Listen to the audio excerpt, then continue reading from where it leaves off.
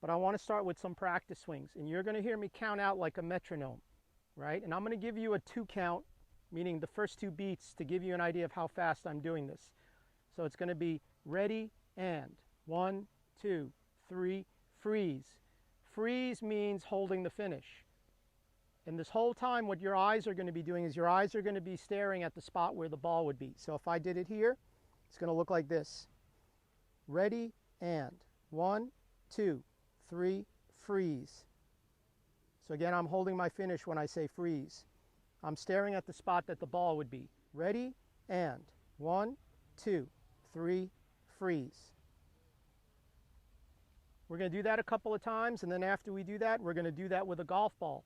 And the idea is that the ball is just simply getting in the way of number 2. So here's what it's going to look like.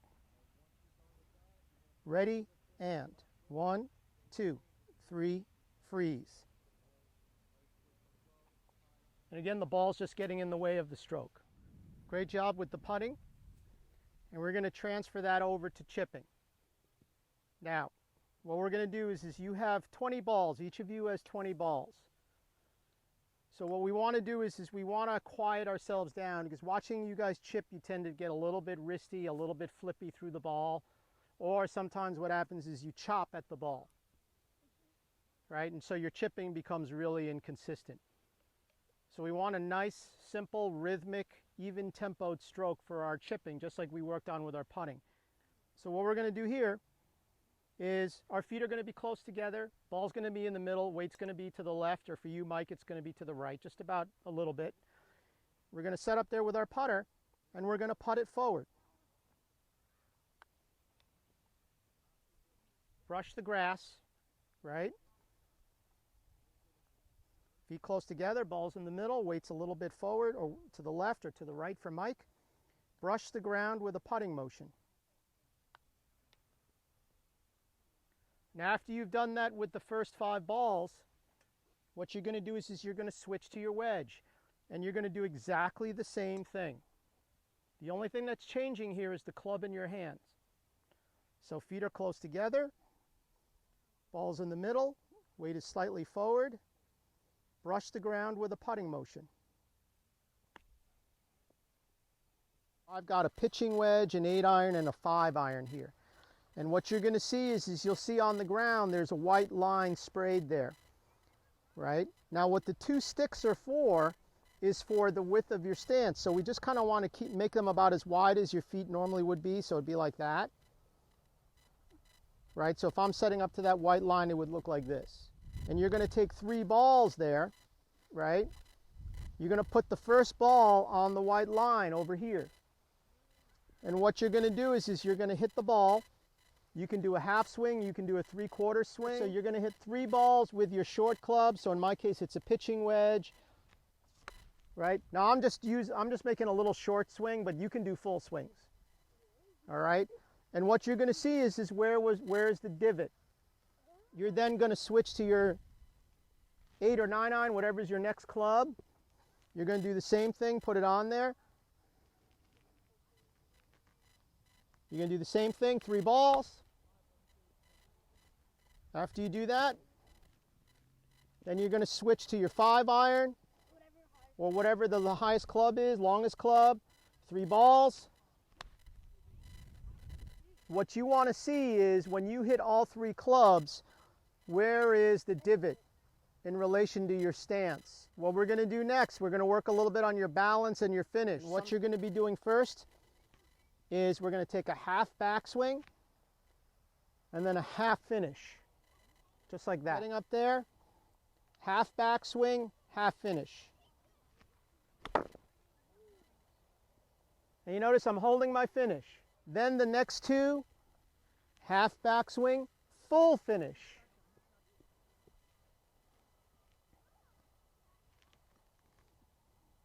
Half backswing, full finish.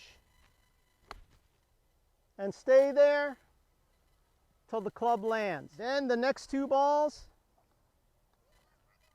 full swing, full finish. Again, you don't have to go full speed. So full swing, full finish. Hold your finish till the ball lands. Okay, so the last thing we're going to work on is club face control here. Right? Club face has a huge impact on, or a huge effect on, the direction your ball starts. So what we're really trying to figure out is when we hit the golf ball, where's that club face pointing at impact? So this will be left, this would be right, this would be relatively straight. We want to learn how to control that club face. Okay? Longer, start with half swing so you feel like you have more control. You're going to try and start the ball to the right of the foam noodle. So I'm going to set up here. I'm going to start with a half swing. I'm trying to hit it just to the right of the foam noodle.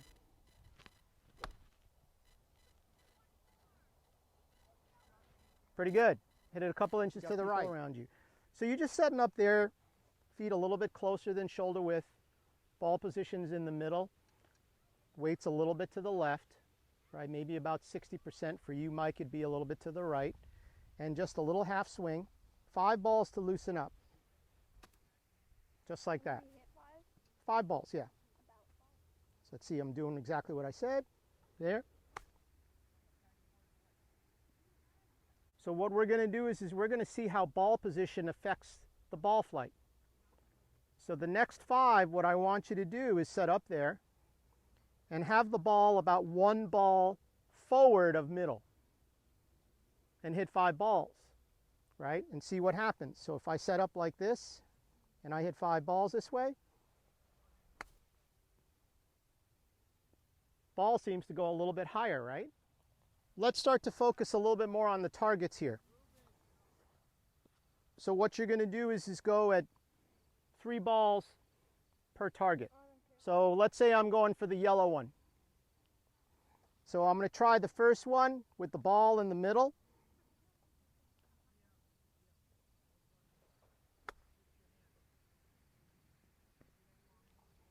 I'm going to try the second one with the ball more 1 ball forward.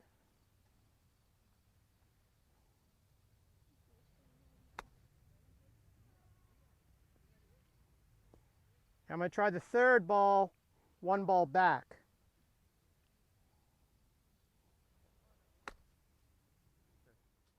Right? Sometimes we can't help it. We're in the bunker. We see all of the sand and everything. We feel like we're in a hole. And it gets kind of like, oh, this is a bad place to be. When in actuality, you guys are all good enough where you can hit these bunker shots pretty easily. So what you're going to do is you're just going to take that sand, you're going to pour it out about that much. Right? We're going to do this like 3-4 times. You're just going to set up to it, and all you're trying to do here is your feet are going to be a little bit wider, your hands are going to be a little lower, and it's like trying to hit that high, soft pitch shot. So we're setting up there, and can we explode the sand like that?